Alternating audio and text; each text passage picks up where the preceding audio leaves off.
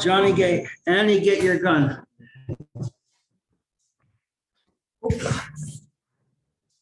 Laura, help. Here we go. That kind of makes such a classic. On time, almost every day. Because you're coming from Borough Park. And she's relying on the subway. She just thinks always be On the barrel. We live like 5-minute walk away, and you come before everyone. Friday. Even Friday. Friday. Nobody was here Tuesday, Wednesday. How come? I would be so late. Yeah. You know, few weeks and I'm gonna move, so. Rochel Chana. You're gonna meet the new Chana who's gonna be late. It says your name is spelled here, Rachel. Yeah, that's it. This is how my mom spelled my name. It's Rachel. Yeah, Rachel? Yeah. Okay. And Hannah Roman. Here. That's it. You know, I had to fight my Yitzhahara this morning. You had to fight with your Yitzhahara, but it looks like you won. I did then, thank God. Baruch Hashem. Baruch Hashem. Ah, You know what that proves to you? You could do it again. yeah, If you do it enough, it becomes natural. You just wake up that's right. on time. But it gets, it gets harder when you go to sleep later. Yeah, Sukkah's coming, people stay up all night. yeah, you're right. It is. All night. Woke up late. I mean, that's definitely. You can't. You will. You will. I promise you, you will. You won't feel tired. In Borough Park, it's not like. The next morning, you'll feel tired. Here. When you're dancing, you're not going to feel tired. It just goes. Especially, I'll tell you, there's 2 levels to the dancing. The first level to the dancing is Yontif, because there's no music. It's pure. You just come and you dance because you're happy, and people sing, even if it's raining. People love it when it rains. You know why? Because you need to have more simcha to dance. It shows more that you're dancing because of the joy of the Yontif and not because it's just fun to be with friends. And it's easy when the weather's beautiful. It's easy when the music is playing. But when there's no music and you just people, it's pure.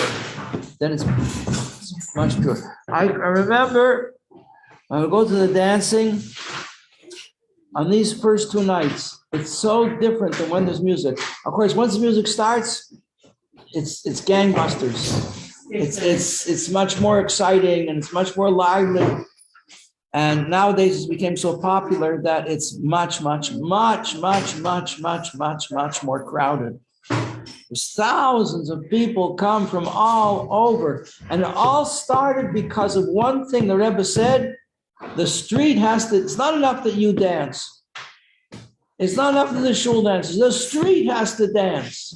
Wow. And so the Hasidim poured out of 770. It was a Hakel year. And they went down Kingston Avenue and they came to Montgomery and they stopped. They don't know why they stopped at Kingston Avenue at the Montgomery Street, but that's where they stopped. And that became the place of Simchas Beis HaShoeva. There was a Chassid. He was the Rebbe's partisan. What's his name? Oh, goodness gracious, I'm getting old. I forget people's names. Reb Zusha Vilamovsky. He was very short.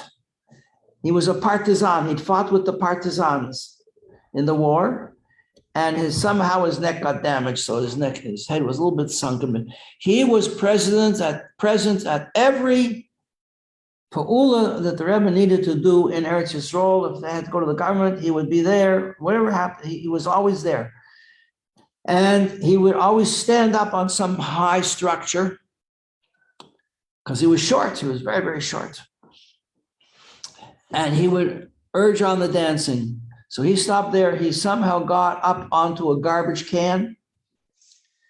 And he stood there and he urged on the dancing all night. He just stayed there all night. Somebody asked him once, Reb Zusha, how are you? He says, you don't ask a soldier, how are you? So it was Rabbi Shmuel, in fact.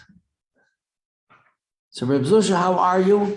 He says, you don't ask a soldier, how are you? He says, what do you ask a soldier? He says, you ask him, how are things at the front? You know what the front is? The battle, where the battle is actually taking place, on the front lines. So he was there. On Yom Kippur, one year, I think it was maybe 1975, there was a person named Rabbi Gorari. He gave a lot of money to the Rebbe. He supported the Rebbe. He was devoted to the Rebbe. And every year on Yom Kippur, he would have the honor of opening the ark and taking out the first Sefer Torah. Big honor on Yom Kippur to take out the first Sefer Torah for Kol Nidre. And he would ask the Rebbe for a bracha to live out the year, to be able to do it to be able to do it again next year. And the Rebbe would give him a bracha. It came this year, and the Rebbe didn't give him a bracha. The Rebbe didn't answer. He asked bracha for a bracha. The Rebbe didn't answer. That meant the Rebbe could see he was not going to make it through the year. He was horrified. He begged the Rebbe for his bracha. So the Rebbe said, I believe, I'm not 100% sure, but I believe the Rebbe said something to the extent that until Yom Kippur next year. Rachel, mark it down. Until Yom Kippur next year. Anyway, I happened to be there. I hardly knew what was going on. He opened the ark and he had a heart attack and he died on the spot. On Yom Kippur. Just as the Rebbe had hinted. Amazing, huh? It was amazing. Anyway, Reb Zusha said, what kind of way is that to go? Making a show in front of everybody? Making a show of yourself in front of everybody? He didn't approve. He says, that's not the right way for a chassid to go. What happened in his case? He went to the dancing. I don't know when, maybe a few years after that. I don't know. I don't remember which year it was. He went to the dancing. He played his usual part. He stood on a high place. He urged the dancing on.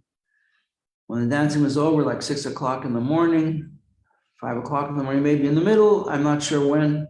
Could have been 4 o'clock, could have been 3 o'clock. He came back to 770. He went into the sukkah. He lay down on a bench. He said, Kriya Shema. And the soul went out quietly in a holy place. That was Reb Zusha. So Reb Zusha,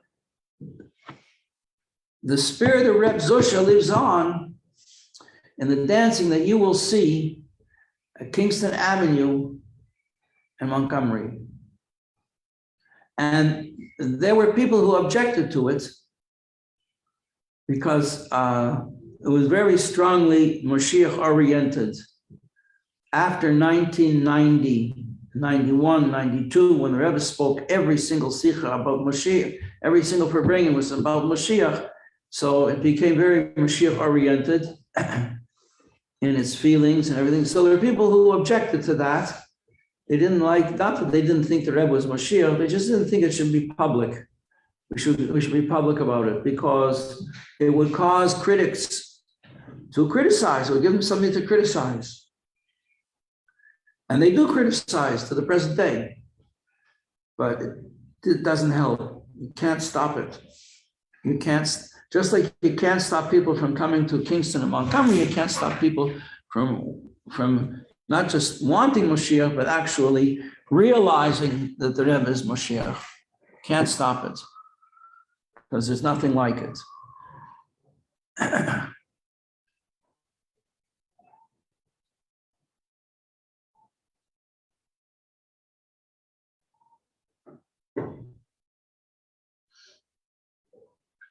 So these people who didn't like being so public about our belief that the Rebbe is Moshiach, our knowledge, something we know that the Rebbe is Moshiach. How? We don't know. How is it going to happen? We don't know, but it's certainly going to happen. The Rebbe said it's going to happen. And anything the Rebbe said is going to happen always happened. So this is also going to happen.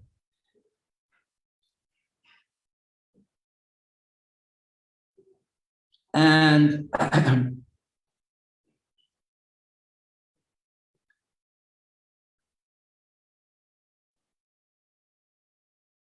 they set up dancing in different places, like in front of 770. We'll make Simchas Beis HaShoeva in front of 770. And they got a band, and they did everything to make it, and it just didn't fly. Why wouldn't it fly? 770 is a holy place. When we made Kiddush Levana the other night after Yom Kippur, they put a band. Everybody was dancing in front of 770. So people will dance in front of 770. And Simchas Beis HaShoeva, though, it never took off. The dancing went on in Kingston and Montgomery and just gets stronger and stronger every year. And you're here. And you're here, you'll see it. Baruch Hashem. You never saw anything like it. You never felt or experienced such simcha. And I remember when we would go dancing after the meal, some would be so exhausted. So they just want to lie down. And sometimes I would lie down. People criticize me for it. He said, you had a good sleep, huh? They would laugh at me. But I would go out, and the Rav, Rabbi Marlow, all of a sudden, he would learn. He was always learning. He was learning something amazing. He was amazing. He was an American guy, but he learned something fierce. He used to come with a talis, Zekel, for your talis. Only his talis wasn't in it. Books were in it. And so like Friday night on Shabbos, after Ma'ariv, he would sit and learn. He would sit and learn for hours in shul, and he would go home. I remember one time he had a grandson. His son had a baby boy, or his daughter had a baby boy. And so they made Shalom Zachar, right? Shalom Zachar is for a baby, when you have a baby boy in the family. So everybody came to his house to wish him Mazel Tov on the birth of the baby and give a bracha. And he was sitting there and he received everybody. But he still hadn't made Kiddush, or he hadn't eaten his meal, because it was 1 o'clock. He wasn't going to turn people away and make them wait for him to finish his meal. But he'd been learning until then. And after everybody left and nobody else was coming to say l'chaim and Mazel Tov, then he had his meal. That was the Rav.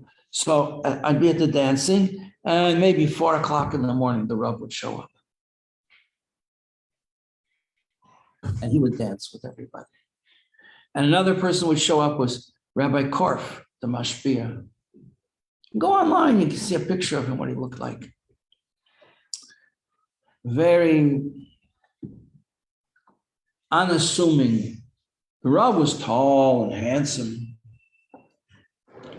And Rabbi Korf was very short and unassuming. I remember the first time I saw Rabbi Marlow, first time I noticed him, he wasn't the Rav yet. He was a teacher in Ocean Parkway, in the yeshiva in Ocean Parkway. And it was Erev Yom Kippur. Everybody was lining up outside 770 to go to the Rebbe to get honey cake for Yom Kippur. The Rebbe would stand there and he would give out honey cake for a long time, an hour, maybe an hour and a half. Everybody went by and he would say to all of them, Shana Taiva Umasuka, which means a good year and a sweet year. And he would give them honey cake. He would see everybody. And with that one look, he knew you. He saw through you. He knew who you were. He knew what you were here for. He knew how many times you'd been here. He knew what you had to do in this particular, what they call a Gilgal, this particular time around when your neshama is in the world now. What are you here to accomplish? What are you here to fix? What's your mission? And all of these things, he would lift them up and set them right with his look and give you a piece of honey cake. And it was raining. It was cold and it was raining. And he was standing right in front of me in line, and the line wasn't going anywhere because the Rebbe was preparing for Yom Kippur. Only when the Rebbe finished preparing for Yom Kippur, then he would open the door of his room, and they would bring him, trays and trays of honey cake, and he would give out to everybody, thousands of people who went by. And there was Rabbi Marlowe standing right in front of me. I didn't know who he was, but I was very impressed. He was tall and handsome and very serious looking. And they brought out a bench from 770. And there was Reb Zusha got up on the bench. And he was singing. He was singing. And he was singing in the rain, in the cold rain, and making everybody happy that they were going to get lekach. That was the scene. That was what it was like.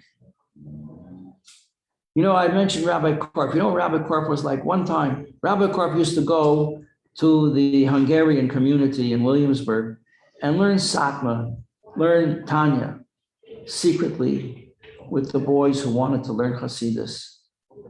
And one time, some wild young people, wild, self-righteous people, kidnapped him and beat him up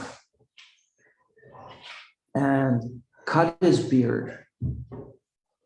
That's what the Nazis used to do. They cut his beard, they broke his leg.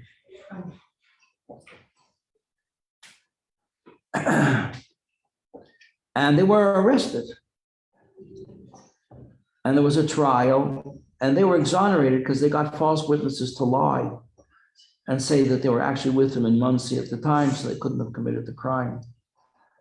But they did. So the trial went like this. And this gives you an idea of the character of Rabbi Korf. Rabbi Korf was the mashpia. He was a short little guy.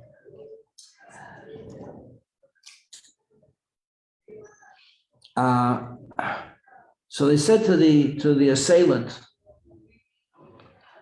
"Are you a religious Jew?" He said, "Ultra religious. Ultra observant, Your Honor. I'm ultra.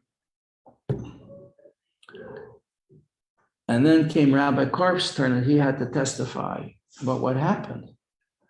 So the judge asked him the same question, "Rabbi Korf, are you an Orthodox Jew or a religious Jew?"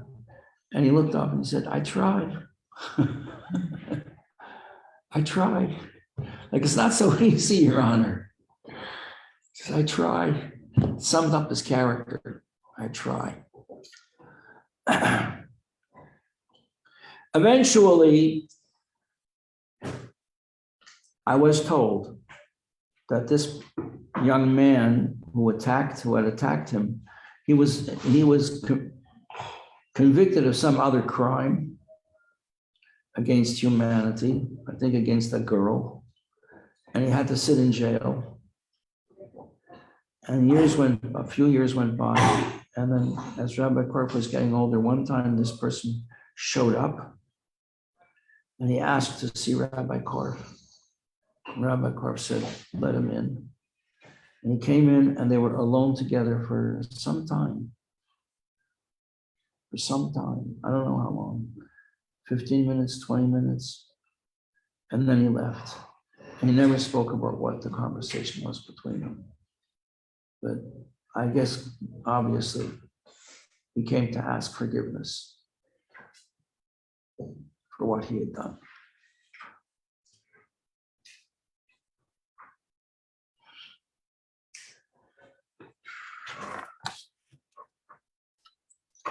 Tanya.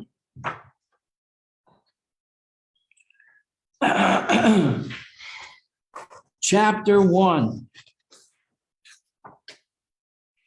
So we learned that there are 5 categories.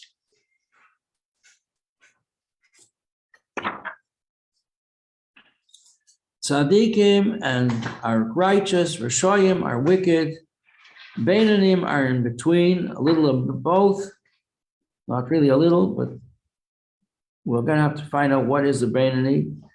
And in each of these categories, we have two divisions, a higher and a lower, a more and a less. More righteous, most righteous, more wicked, most wicked, a little righteous. Okay, and there's one translation that says, what does it mean, more or a little? It means either he suffers more or less, or it means he prospers. He's well off, like a wicked person. The old question is asked, thousands of years old question brought in the Talmud. Why is it that a wicked person prospers? He has a house in Crown Heights that costs $2 million. He has a house in Muncie. He has a cabana in Florida. He has a condo in Yerushalayim. He can go everywhere and visit his family. He has 5 cars and a private jet. And everybody knows that he's not a nice person. Religious, he's Shomer Shabbos, and he's called kashrus. He's not a nice person. So why is it that he prospers? Maybe he's not a religious person, even he's not a religious person, but even if he is a religious person, but his religiosity doesn't go through and through, and we see he prospers. How come?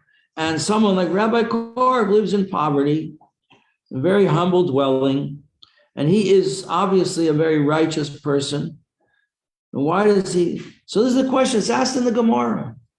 And sometimes the suffering is much greater than that even. Why is it?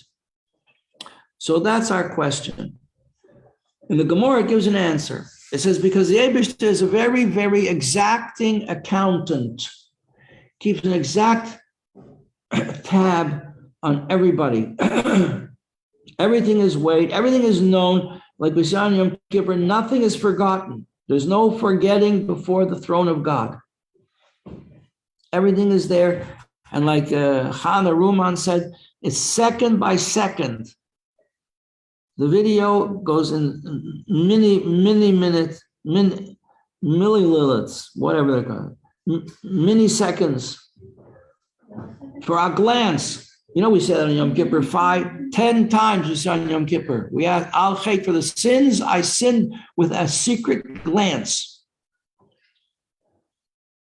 Taking a secret look at something I'm not supposed to see. For things I heard, things I said, every single thing is taken into account. These are good, these are not so good. That's what Chana told us. They have the scale, and everything is weighed. So he says, it says in the Talmud, this is because the wicked person, let's say he's wicked and he has some good deeds that he does, you know. There's a book about Jewish criminals, Jewish mafia, Jewish criminals. I saw this book once. I didn't want it in my house. I looked at it. I just didn't want it in my house, about, you know, Jewish gangsters. When the Jews came to America and they couldn't get a job and they couldn't keep a job because they kept Shabbos. And so some of them were strong and bullies and they became gangsters. They became hitmen. What's his name? I forget his name now. Also a very famous name. He was the accountant. He was a genius in business. He ran the business for the mafia. He called them Murder Incorporated. And he gave a lot of money to Israel. So the book was called, But He Loved His Mother. He was good to his mother. It's about gangsters. We're good to their mother. We're good. So a wicked person can have goodness in him too. It says the most wicked person in Israel is as full of good deeds as a pomegranate is full of seeds. So you can't ever judge anybody, because who knows the value of his good deeds and who knows the value of your not so good deeds? Who's higher on the ladder? Nobody knows.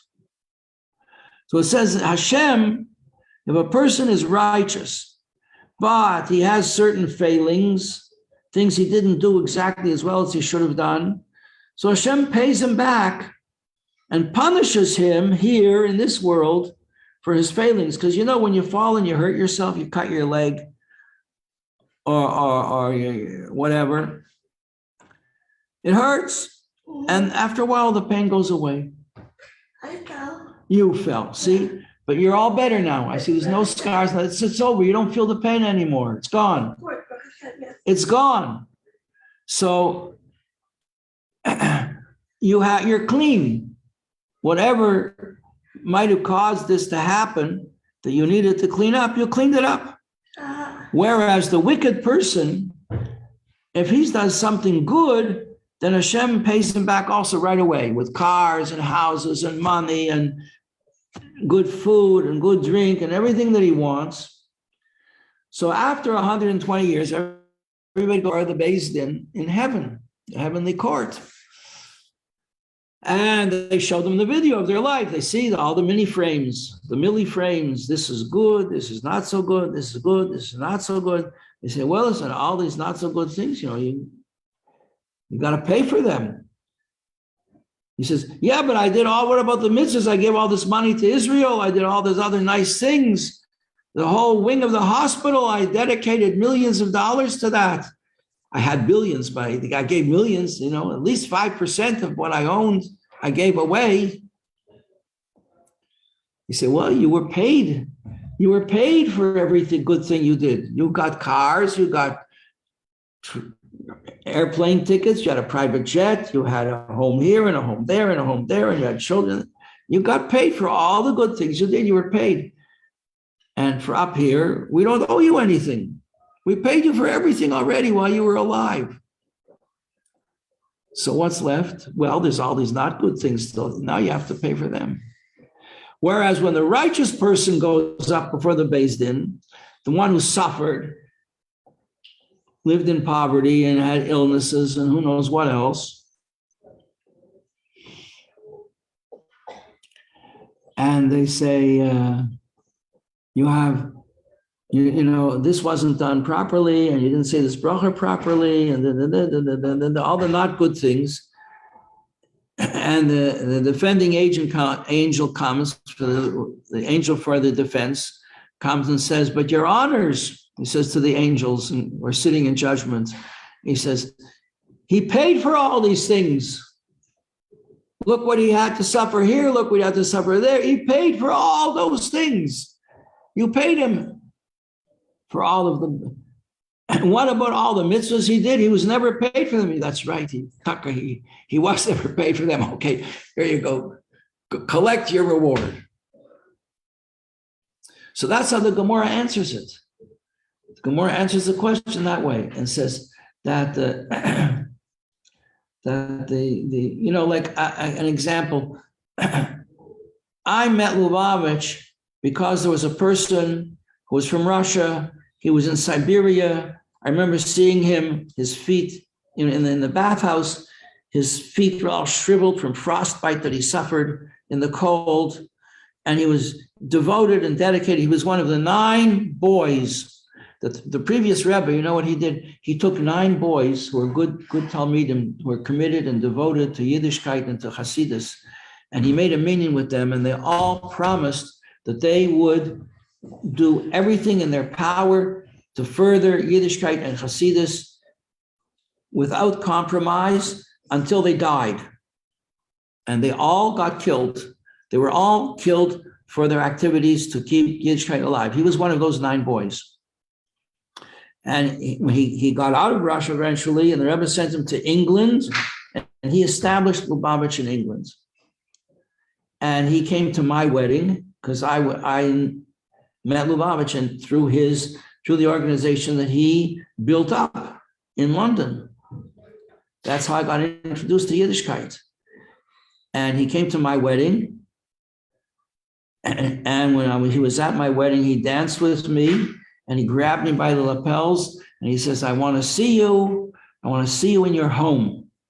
I want to come and see you in your home. And then he said something, he says, I want you to remember the Rebbe, think about the Rebbe all the time. Think about, always keep in your mind the way you saw the Rebbe when you were in your Yechidus or when you saw him in 770. Keep it in your mind. We got married. We went to visit my wife's parents for Shabbos. On one Shabbos, and then a second Shabbos we were coming back. They lived in the deep south of Israel, on the edge of the desert. We were coming back, we were coming up to Beersheba, and somebody got on the bus and told us that there'd been an accident and that he had been struck down by a car. What was he doing? He took upon himself to print the Rebbe's teachings in Hebrew so that people in Israel could learn Hasidus. And he went around England because his big thing was printing up the Rebbe's teachings. And he went around England to the different printers that he could find, and he bought printing equipment. And they were amazed. This chassid came in, could hardly speak English, and he knew all about printing equipment. And he made a good bargain, and he bought the equipment, and he shipped it to Israel. I remember seeing him in England. I was a student, seeing him standing there, banging the wood, making boxes to crate these big, heavy printing machines and ship them off to Israel. And he established the Vaad for printing Hasidus in Israel. And he was running to get back to Kfar Chabad when they had to cross. There was a big road, a highway, maybe a 3 or 4 lane highway. And he was running to get across the road to get on with the job that he was doing. And a car came speeding down the road and hit him. Boom. And so we detoured off our journey to go back to where we were living in the north, where my wife was teaching at that time, to visit him in the hospital, and he was in a coma. And that was Sunday. And he stayed in the coma until, I think, Friday, the whole week, and then he passed away. And we detoured when we heard that, and we were at the funeral. So there was a classic example of someone who was devoted to serving Hashem till the very last second, till he was killed. Because what was he doing? He was running to do the mitzvah of printing Torah in Israel. The Hasidus should be available to people in Israel. So that's an example when we say about how the righteous person who suffers in this world, but all the good deeds he did are saved up for the world to come. Now, Hasidus is going to tell you, just to take this a step further beyond what it says in the Gemara, Hasidus says, yeah, but that's not the end. Because the reward and punishment part of it is all in the world to come. Beyond the world to come, there's a much greater level altogether. It doesn't speak about it too much in the Tanya, but it's in Maimorim, and that's based in Kabbalah, and that is the world of resurrection. When the neshama comes back and is reunited with the body. Because when a person does mitzvahs you do it with your body. You can't do a mitzvah without a body. So the body has to get its reward. The neshama gets its reward in the world to come. But the body gets the reward in the world of resurrection. And then the body, just like the neshama influences the body, has to influence the body in this world. Your neshama has to direct you. Your neshama has to help you fight against your Yetzer Hara. But in the world of resurrection, there is no more any Yetzer Hara. And the body which fulfilled the will of Hashem is much higher than the wisdom of the Torah. Your willpower is greater than your brilliance, than your intellect. You can do things that your intellect could never achieve. You could do them. So since the body did these things with self-sacrifice, the body gets its reward, and the neshama benefits from the body. The neshama is influenced by the revelations that the body experiences in the world of revelation. All this is explaining to us this one question that you might have: why do righteous people suffer? which comes to mind when we hear that there's 5 categories, and one is righteous people who suffer. What is that all about? So that's what we're talking about in this class. Questions? Are we clear? It's clear, right? When you hear about it, you never think of it. But once you hear about it, it just makes so much sense, doesn't it?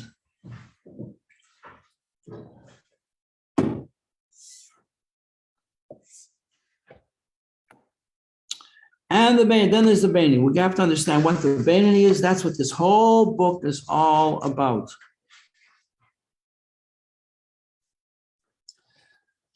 So on page 36, it says in Raya Mehemna, the word Raya Mehemna, what does it mean? It's Aramaic. Aramaic was the spoken language in the times of the Talmud, 2,000 years ago, when the Jews were living in Israel and we had the Beis Hamikdash. Aramaic was the spoken language. Everybody spoke it. Hebrew was like only for davening and learning. So Raya Mehemna means the faithful shepherd. The idea of the faithful shepherd, if you ask anybody in the street who has any religious background, Jew or non-Jew, they'll tell you what the faithful shepherd is. That's the shepherd who takes care of his flock.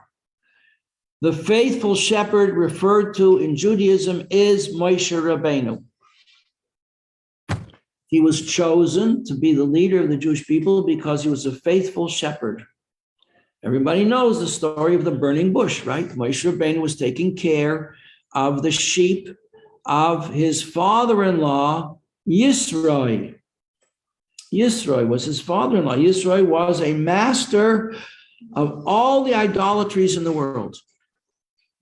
He knew them all. He was a spiritual giant of idol worship. Obviously, idol worship is terrible, it's evil, it's against God. And he did tshuva. He cast aside all his beliefs. He worshipped every idol that was possible, and he saw they were all worthless, a sham, and he renounced all of them, and he took upon himself the belief in the one invisible God. And for this, he merited to have a son-in-law called Moshe Rabbeinu. And he gave him to take care of his flocks, of his sheep, gave him a job. Because what was Moshe Rabbeinu doing there? He'd run away from Egypt. He'd killed an Egyptian who was persecuting a Jew. He grew up in the court of Pharaoh. He killed him on the day of his bar mitzvah. He went out to see what's doing with the Jews. He saw an Egyptian beating up a Jew. He killed him. So he had to run away. Hashem made a big miracle and enabled him to escape. And it's a whole story how he ended up there. I'm not going to go into it now. We'll discuss it sometime much later. It's a fascinating story. And he became a shepherd for his father-in-law, Yisroi. And one of his sheep ran away. And he chased the sheep to the end of the, what? To the end of the bowling alley? Where did he chase the sheep? To like a body of water, right? Can't hear you. Like a body of water, right? What? A body of water. Project? No. It was water, right? There was water. The sheep was drinking water. Where was the water? In Italy? In Greece? It was in the wilderness. He didn't pasture his sheep on anybody's property. He pastured them in the wilderness. And one sheep ran away and he chased it.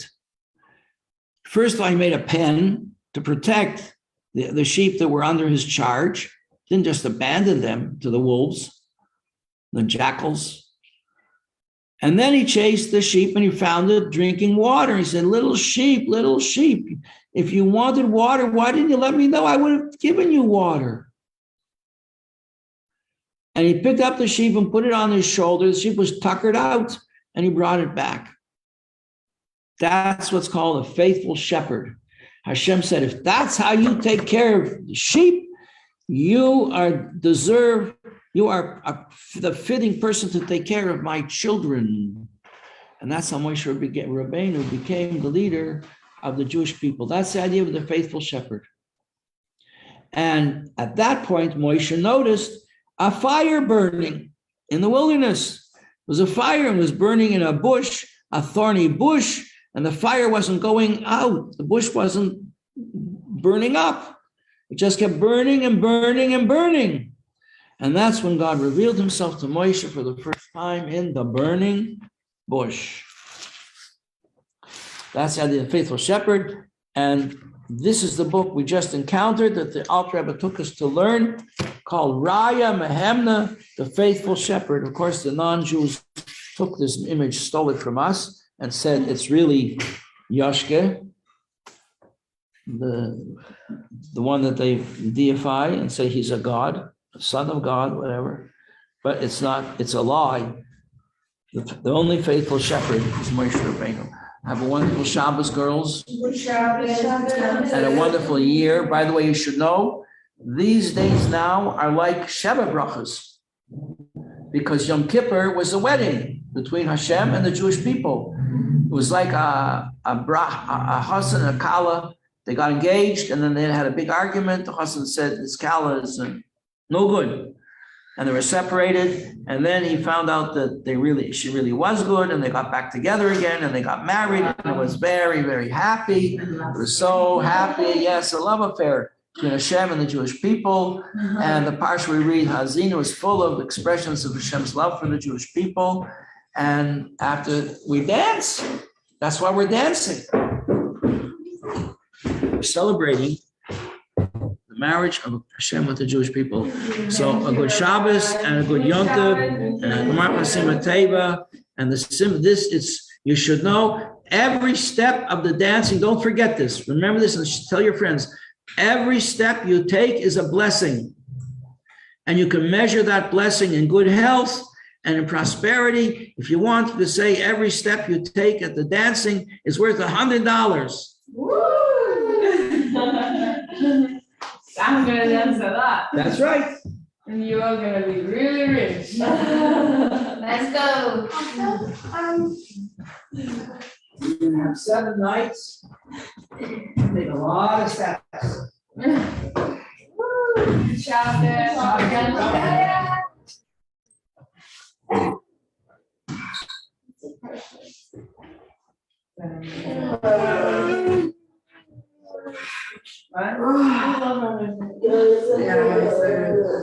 Awesome, cool story today. Yeah. I mean, I was too tired to go so That's crazy. I'm dying. What was this today? No, it's not about today. She's like, what? Everybody's like that. I'm so tired of listening. Because we know that tomorrow, it's gonna, after tomorrow, we're gonna have like 10 days off. So everyone's like, after today, I'm gonna be free for 10 days. Yeah, today I. Oh, right. Oh, yeah. Florida. Yes, Florida. He's in Florida. What? I slept in for an extra half an hour, Good for you. but I came in late. Whatever. If you said good, was there then? Trust me. Yeah, trust me. You were Oh, yeah, what time did you go? What? We made a deal. No, what time did I? My mom sent me a What? billion. Tell me where ways. Up with 2 o'clock. Wait, I haven't going through them yet. I'm just gonna like all the ones that are like. Okay. I got here at No. 7:30. She looks like a 90s principal. Morning.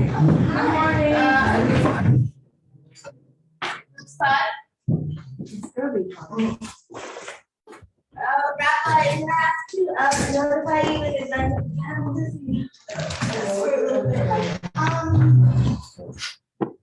I think no. No, there's a. We don't have enough books, but you can pass this around, whoever. Yeah. will use So this. I'm pretty sure that's how it was.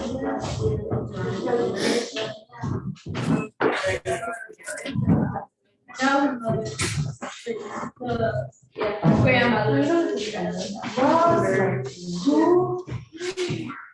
Yeah. Alright. You know that my It's the fifth child. No, the first. I heard, yeah. Okay, we'll try.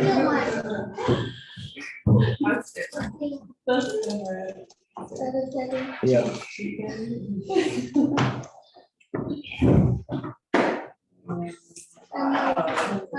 Okay, so we have to cover halacha of sukkah, the halachas of lulav and esrog, halachas of chalamoid. Let's see what we can accomplish.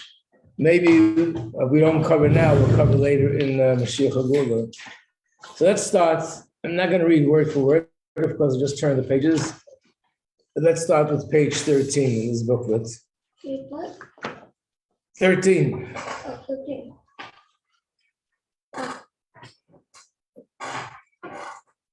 So we know that the reason for eating in the sukkah, it says because when the Yidden went out of Egypt, Hashem had us sitting in sukkahs. And there are two interpretations to what that means. One is literally, it was in the desert, so we had these huts which protected us from the hot sun. But more than that, it's referring to the clouds. It was one of the miracles when the Jews traveled was that they were covered with clouds from the north and the south and the east and the west, and on top also protected them. And on the bottom, there were clouds that also protected them from snakes, scorpions, and things like that. So we're thanking Hashem for what happened. Now, this mitzvah is different than other mitzvahs. Other mitzvahs, the main thing is you do the mitzvah, and it's much better to have kavanah, to have intention. In reference to sukkah, there's an opinion that if you don't have an intention, that the reason why you're sitting in the sukkah is for this purpose, you have not fulfilled the mitzvah. In other words, the intention in this case is part of the mitzvah. We must remember that we're doing this in some homes before they make Kiddush. They remind everybody, remember, we're sitting in the sukkah for this reason. Okay. Now, the custom is that right after Yom Kippur, we should start building the sukkah. Not everybody's physically feeling so up to it building the sukkah after Yom Kippur. So it says at least talk about it. Talk about plans, when you're going to build, how you're going to build. In other words, right after Yom Kippur, make some connection to the sukkah. That is on page 14. Page 15, the location of the sukkah. What's the difference? Why do you have to know a location? Any location is good. The answer is no. The sukkah is not allowed to have a roof. It has to have a covering that's loose, and we'll soon see what it has to be. So if you make a sukkah, for example, inside a house that has a roof on top, the sukkah is disqualified. If you make a sukkah under a tree and it's covered with all the branches of the tree, it's also disqualified. It has to be in an open area, and the roof that you have, this is the roof that there's nothing on top of it. So that's what they mean by the location of the sukkah. And also, it has to be a place where you're allowed to build it. You can't build it on someone else's property, and unless you have permission. Page 16. Rules that apply to the sukkah's walls. Again, most of you are not building your own sukkah, so you might be thinking, why do I need to know this? But we should know the general laws of sukkah. And Mirza Hashem, you have your own home, your husband, your children, and you'll want to know a little bit about what we do, why we do. So you'll notice when you look around, you'll see there are all sorts of sukkahs that come in all sizes and shapes and colors and all different kinds of interesting sukkahs. I remember somebody once made a sukkah out of Lego, made a sukkah out of soda boxes, all different kinds of interesting sukkahs. So one of the things about it, there are sukkahs that are made out of cloth or canvas. You have to be very careful with those sukkahs because the law is that a sukkah has to be something solid. It's not a home, it's a sukkah, but it still has to be, the walls have to be solid. So first of all, anything that you build, if an ordinary wind will put it down, it's not kosher. If a storm comes and knocks it down, that's something else. But if an ordinary wind blows a little bit too strong, it'll fall down, then it's not a kosher sukkah. It has to be solid. So when you take canvas or something, it's not so solid because it blows in the wind. You could use canvas, but you have to make sure that it's tight and doesn't blow with the wind. And those walls are secure. That's good. How many walls do you need? Halachically, you really need all 4 walls, but you can also have a sukkah made out of 3 walls, and it's also kosher. There's a certain height to the sukkah, has to be a certain height. By the way, when you build a sukkah, let's say here in Crown Heights, and probably in a lot of places, you have to make sure there are trees all over the place. And when you build, you don't realize, oh, there's a tree on top of my sukkah. And if there's a tree on top, it might not be kosher. There are cases where it is not a problem. So it depends on the circumstances. Very often you have to ask a road, what is okay, what's not okay. Page 17. You'll notice some sukkahs, they put a roof on top of the sukkah to protect it from rain. But that roof, if it's there, then you can't eat in the sukkah. So there has to be a roof that you can open and close. When you're eating there, you have to open it. When you're not eating there, you have to close it. So if it rains, it won't get wet. But often people forget, because they put a roof there, they forget, they start eating the food, and they realize they never moved away the top of the sukkah. So that's something to remember, eating in such a sukkah. And let's do page 18. The schach. Let me just point to paragraph number 1 on page 18. The sukkah's roof is called schach. Schach means a covering in Hebrew. And they're writing here 3 conditions. Number 1, it has to be something that grows from the ground. Number 2, it has to be detached from the ground. That's the reason why a tree is not kosher. Tree grows from the ground. Branches could be used for a schach. What's wrong? But it cannot be attached to the ground. It has to be grown from the ground, but detached from the ground. The third thing is it has to be material that cannot become impure.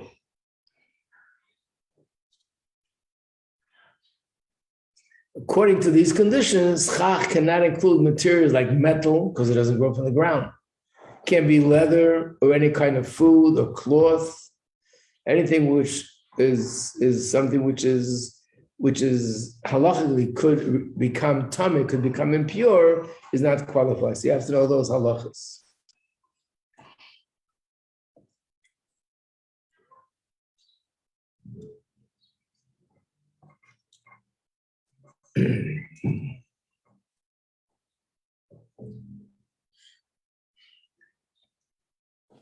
Okay, let's go to page 20. How much schach should you put on? Anyone know what the halacha is? Like, how does it? What's the degree to what it has to be covered? So the halacha has to be covered to the point that there's more shade than sun. If you put a covering, but there's more sun than shade, it's also not kosher. On the other hand, if you put in so much covering, layers of it, to the point that you can't even see the stars through it, it's also not kosher. So again, there has to be a covering, has to be a good covering, but not to the point that it's like something so solid that you can't even see the stars through it. You have to be able to see a little bit through it. This is the famous quote that's used when it comes to sukkah. In Hebrew, chamsa meruba, tzelsa meruba mechamsa. The shade is more than the sun.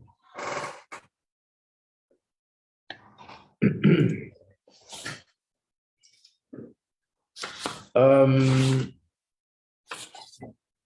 there's another thing, and that is there's a custom that many Jews have, maybe most Jews even have the custom, except for Chabad, that likes to be different, And that is that in the sukkah, you put in decorations to beautify the sukkah. It's a big industry today. Beautiful sukkah decorations hanging from the schach on the walls, all sorts of things that just make it a more beautiful setting. In Chabad, we don't do it. The reason that's given, I will tell you the reason, but I'm imagining there's also more to it. But the reason that's given is that the sukkah itself, in other words, if you beautify a sukkah with decorations, it's almost as if to say that the sukkah itself is lacking beauty, and we need to put decorations to beautify it. A mitzvah in itself is beautiful, and you don't need external decorations to beautify it. Yeah. Yesterday, Mrs. Lombar said that I think the Rebbe Rashab said that the sukkah doesn't need decorations because each Rishon has a decoration. That's very, I didn't hear that, but it's beautiful, right?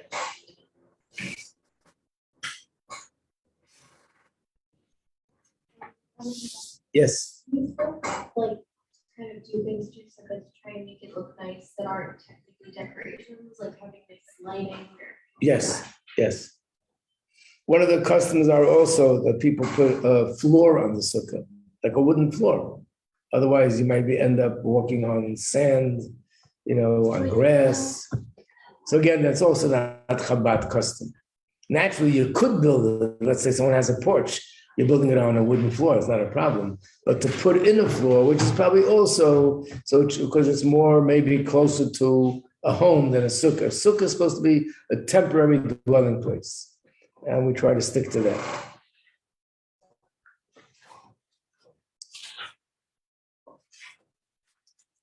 Page 25. So what's the halacha of a sukkah? What are we supposed to do? In the Torah it says, I prepared certain sheets. Did I bring it with me? No, I didn't. Get it. I'm sorry. I did. Yeah, thank you.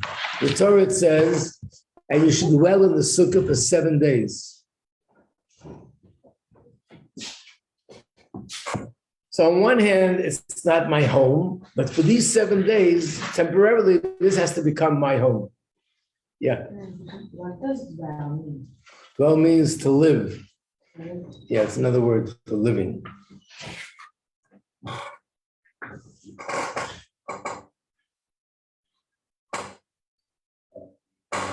So therefore, whatever you do in your home, you would do on sukkahs. Let's say on Shabbos, you set the table with nice dishes and nice utensils, nice napkins.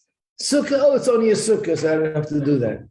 That's not appropriate. Whatever you do in your house, you should do in the sukkah.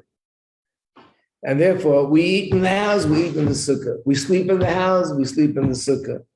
When a guest comes, a friend comes over, we sit at the dining room table and we have a conversation, we should do it in the sukkah.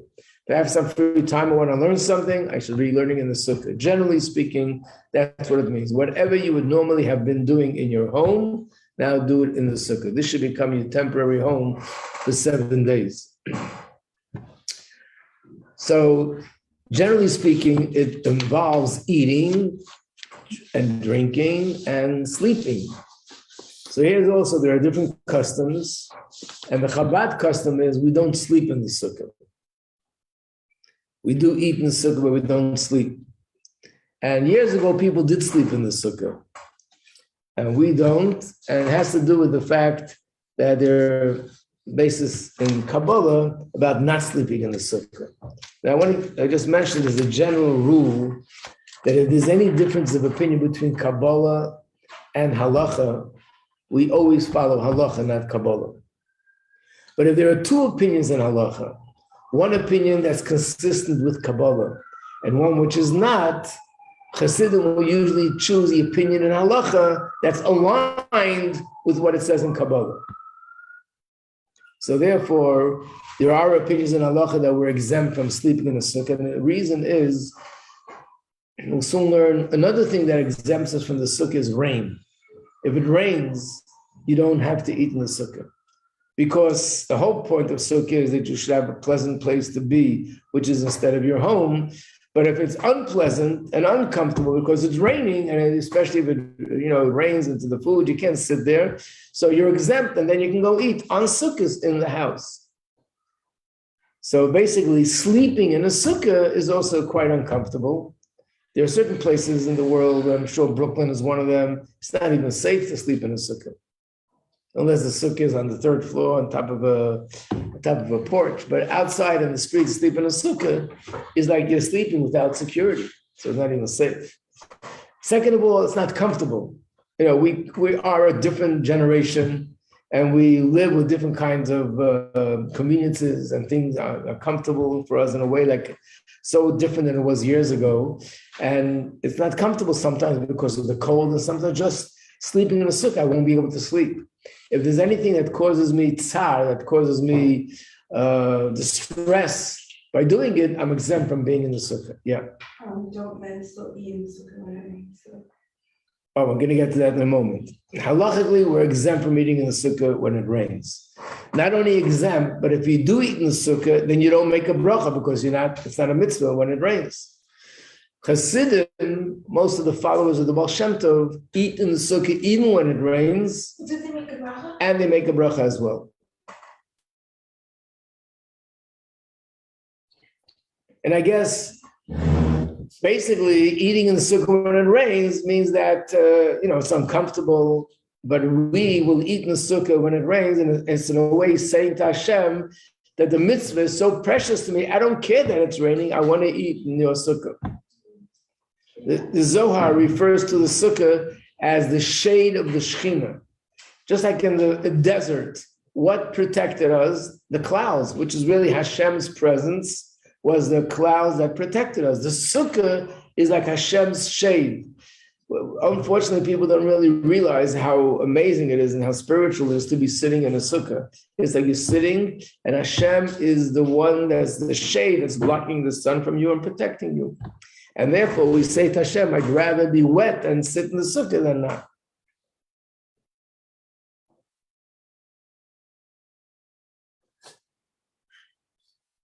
If it rains, can they just sit in the part that's covered, if they have a covering? Yeah, but then it's like eating in the house. If it has a covering and you eat in the sukkah, you can also eat in the house because it's not a sukkah anymore. Mm.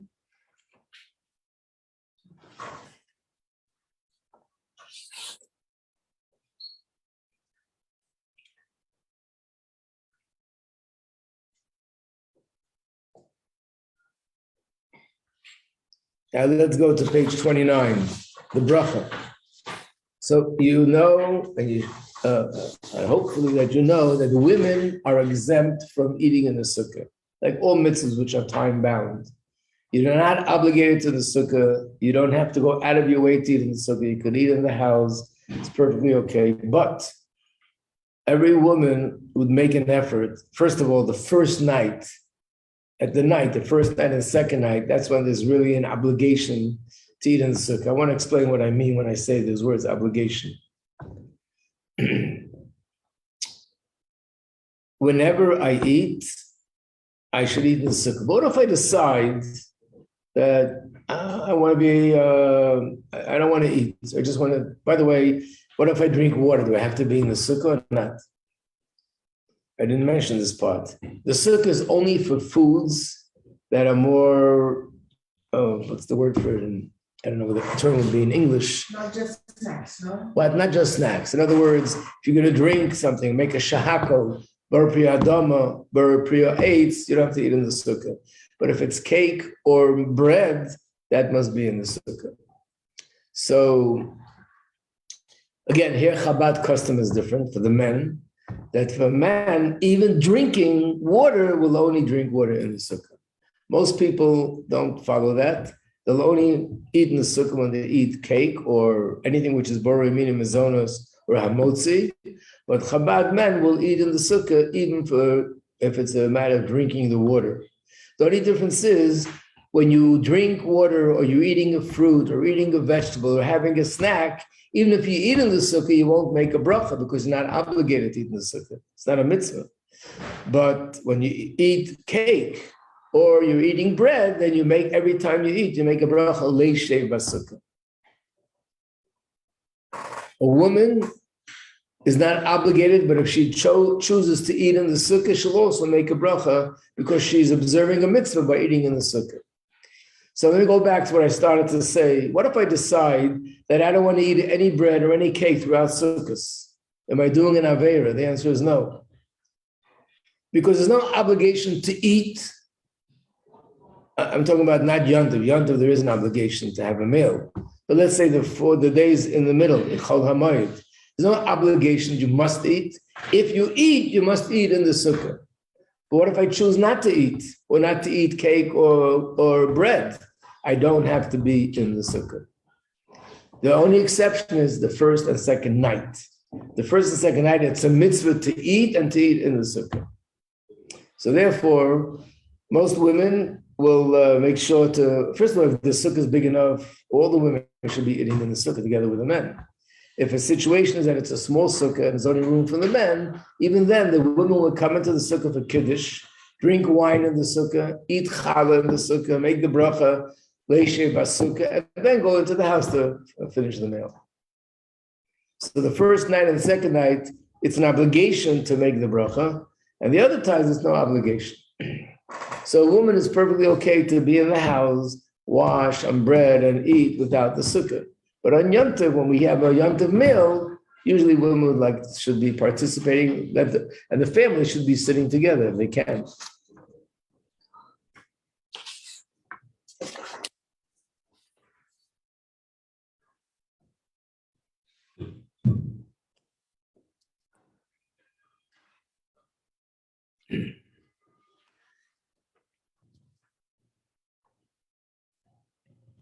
So what's the bracha? The bracha is in this siddur. You'll see the bracha there. And the bracha is it starts like all brachas. Baruch atah Hashem, Elokeinu melech haolam, asher kitshanu b'mitzvoso v'tzivonu. That's the same thing like for candle lighting, for all mitzvahs. And then we finish off, leishev basukkah, to sit in the sukkah. Do you know where it is in the siddur?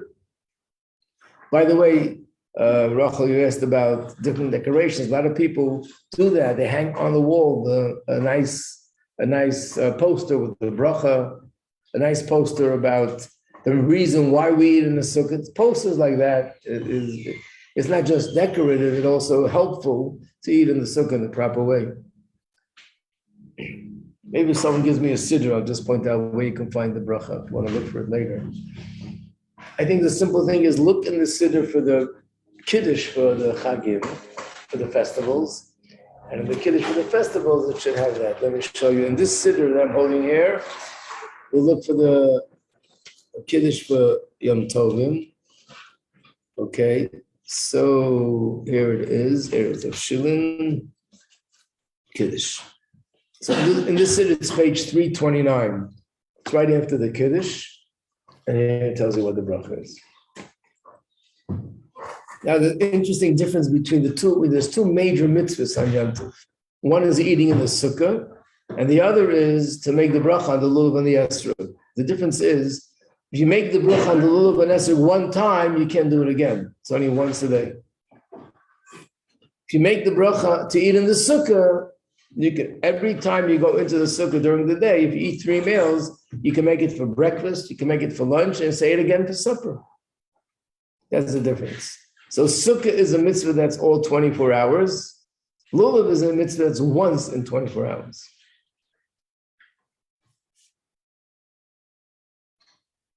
We didn't get to lulav yet, but lulav is also only by day. Sukkah is by day and by night. You can't make a bracha on the lulav at night, only by day.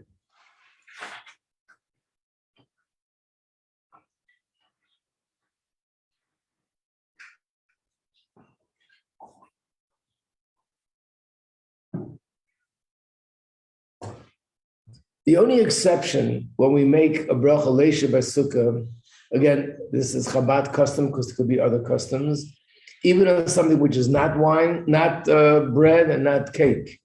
And that is, after Yom Tov is over, we make Havdalah in the sukkah. So even though it's wine, it's not cake, and it's not bread, but because this is not ordinary wine, it's wine for Havdalah, it has a certain prominence to it, a certain importance to it, and therefore we make Leisha Basukah.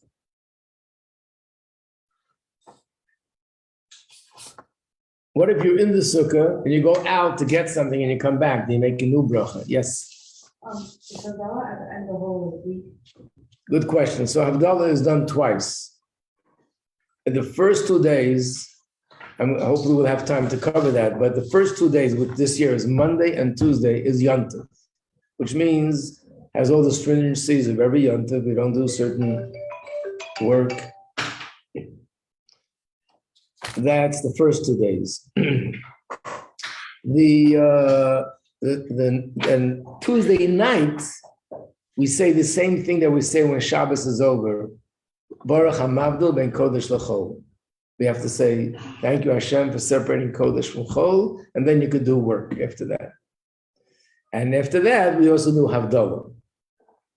That's the first time. The second time will be when Simchas Torah is over, again we make Havdalah. But there's a difference between this Havdalah and the Havdalah we do on Shabbos.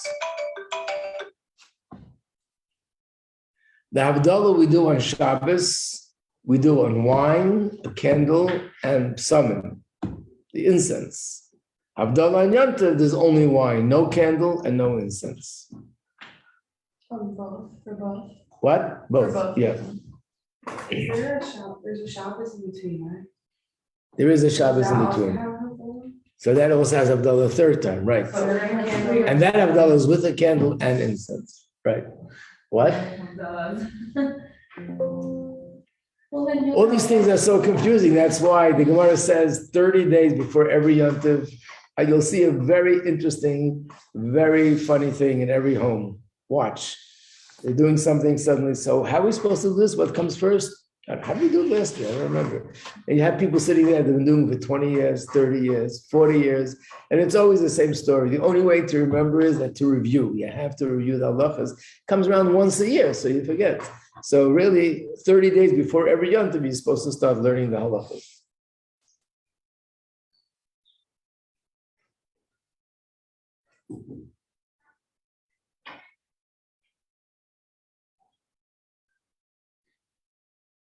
What if somebody forgot to make the bracha leisha basukah? In the middle of the meal, you realize, oops, I forgot to make the bracha. So if you're still eating, you could make the bracha and continue eating. What if I started to say, what if I walk out in the middle of the meal and I go somewhere and then I come back to the sukkah? So there are details about this halacha, what's considered a break that you have to make a new bracha. Sometimes it's such a break, you have to wash all over again. Depends what. So if you're sitting at a meal with other people and they're there with you and you just go out for a moment, let's say someone goes to the bathroom, goes to the kitchen to get something, that's not a break, then that's fine. But let's say you go away somewhere, you go 3 blocks down, then you come back, you might have to make a new bracha. So these are things that there are details there. And usually when it comes to brachas, if you're in doubt whether you should make the bracha or not, it's better not to make the bracha because we don't want to pronounce Hashem's name in vain. So it says when there's doubts about brachas, if we don't know the answer, better not to make the bracha.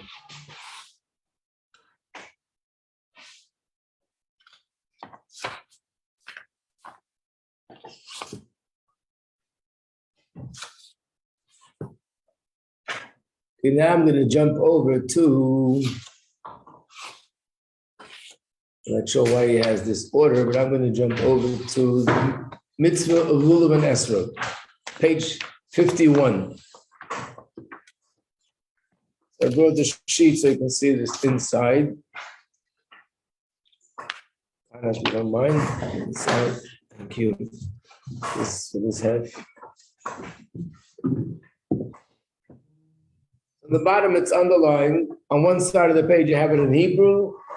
On the other side of the page, you have it in English. And this is the source, but at least some of them have both sides. Sorry, here. Sorry, Chaya. Give it back to him. These have both sides. Yeah. This must have been the master. So it says on the first day, meaning the first day of Sukkot, You should take for yourselves the fruit of citrus tree, which dwells on his tree an entire year, that's the esrog, and whose wood tastes like the fruit, that's the pomegranate tree, the fronds of a date palm, which means there are two kinds of palm trees. One is a palm tree that has dates, and one is a palm tree without dates. The one that you could use the lulav has to be from a palm branch of a date tree. You should also have the branches of a myrtle tree, which is the hadassim, which are plaited like cords, and willows of the brookside. So I just brought it here to point out a few things about what makes a lulav kosher. So here's a real, true to life lulav. Okay.